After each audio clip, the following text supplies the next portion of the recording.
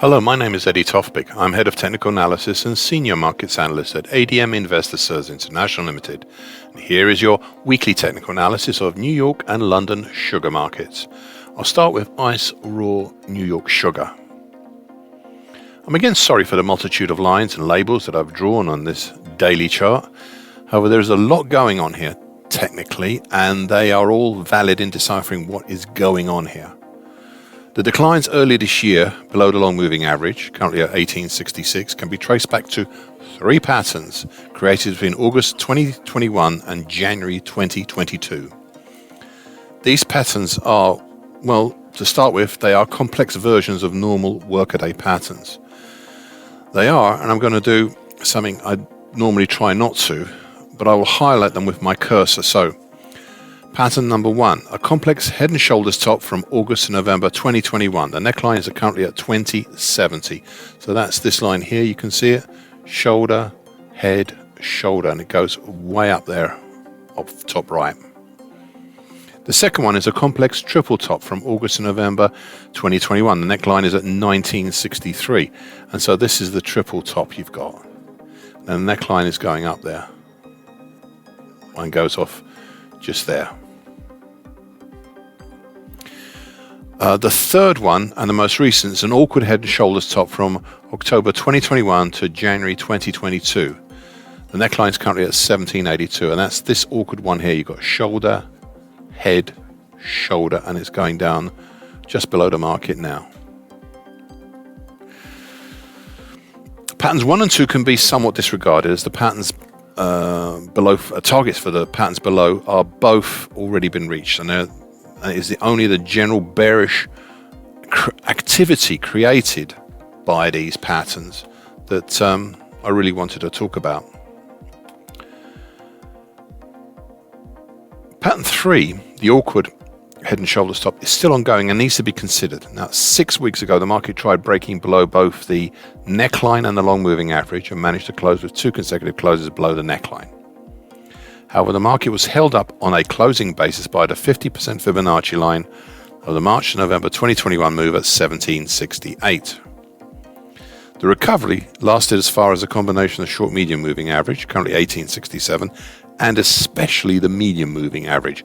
And that's currently at 1911, which abruptly capped the rise. Since then, prices have dropped again to test and seemingly eventually rest upon the remaining neckline once more. So far, it has held, despite the occasional breach. Thus, I cannot give a possible target below. However, I can give an idea of the size of the move should the neckline be properly broken. It would be 1.1 cents below the broken neckline. Hence, if it was today, it would be in the 1663 area. There's one other pattern I'd like to highlight. It's both young and nascent, and I have already happily discarded one version of it, as it is no longer fitted. It is the recent December 2021 to January 2022 bearish pitchfork. And it's a bearish shift pitchfork. Now, I've already discarded the Andrews. Currently, the market is in between the middle time below, currently at 1790, and the upper time above, currently 1882. It is increasingly looking as if this bearish shift pitchfork has at least the recent bearish angle of attack of this market. Now, one other thing to bear in mind, and this impinges on the big long-term middle time, currently 1852, of the December 2020 to April 2021 bullish shift pitchfork, the one that has driven this market higher throughout 2021. Well, it is the action of the first 4 days of last week. Together, they formed a very rare 4-day pattern called a 3-line strike pattern. What is interesting about this pattern is that traditionally it's seen as a bearish pattern. However, the data indicates that something like 8 or 9 times out of 10, it is a bullish pattern when it occurs. It is quite rare. Hence, I'd keep an eye out for a possible try higher despite the recent bearish shift pitchfork, as I suspect that whilst it is rare, this rare pattern may trump the pitchfork in strength. Ice Europe white sugar in London. Last time things were less complicated here than in the New York contract. Since then, with the changeover gap being made either side of the right-hand side apex of the September 2021 to date diamond pattern, things just became a little more complex. As I've previously mentioned, we do not have as clear a head and shoulders top patterns here as we have in the New York contract. There is a possible August-December 2021 head and shoulders pattern. Neckline is currently at 50090, which has been breached a number of times, most recently last week. Yet the market's moves have only managed to reach down to the long moving average from this, currently at 483.30. And indeed, with last Thursday's unusual daily key reversal up, based on the previous bullish opening white Mariposa, which also hasn't really gone anywhere, well, it seems the market still hasn't made up its mind about the diamond pattern, or about the long moving average, or about the head and shoulders top, or about the daily key reversal up.